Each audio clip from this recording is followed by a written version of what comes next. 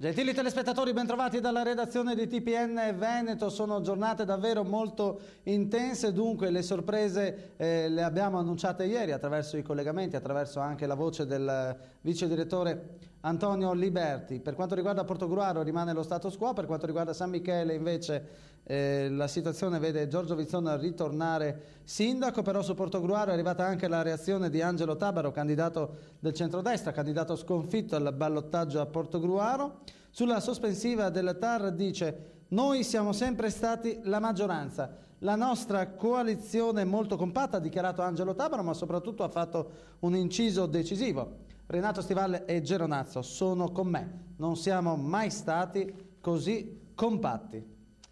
È arrivata anche la reazione di Antonio Bertoncello, sindaco eletto al ballottaggio a Portogruaro, sulla presa d'atto del Tribunale amministrativo regionale. Questo pronunciamento non può certo dirsi a favore del centro-sinistra, dice realisticamente direi Bertoncello, e quindi tutte le illazioni e le accuse mosse nei confronti del TAR da parte del centro-destra si sono rivelate come sempre assurde e pretestuose.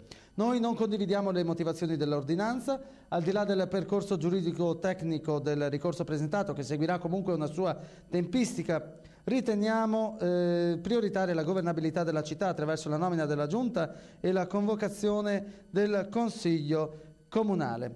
Ci rammarichiamo soltanto che il TAR, avendone la possibilità, non abbia colto l'occasione per emanare direttamente una sentenza di merito.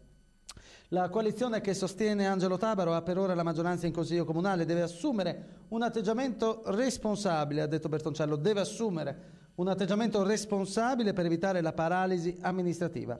La nostra volontà è infatti quella di uscire da questa situazione, intendiamo convocare dunque il Consiglio Comunale con un'agenda dei lavori frutto del dialogo. La situazione eccezionale deve trovare la disponibilità di tutti a gestire l'attività amministrativa, la responsabilità politica, e questa è una nota finale molto importante che dice Bertoncello, dicevo, la responsabilità politica di quello che avverrà in Consiglio Comunale è nelle mani degli 11 consiglieri della coalizione di centrodestra.